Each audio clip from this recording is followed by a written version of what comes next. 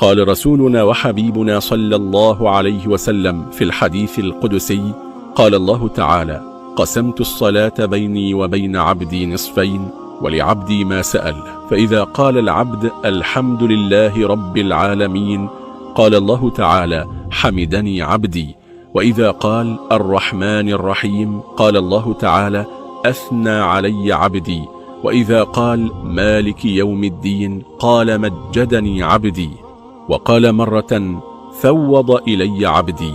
فإذا قال إياك نعبد وإياك نستعين قال: هذا بيني وبين عبدي ولعبدي ما سأل. فإذا قال اهدنا الصراط المستقيم صراط الذين أنعمت عليهم غير المغضوب عليهم ولا الضالين قال الله تعالى: هذا لعبدي ولعبدي ما سأل.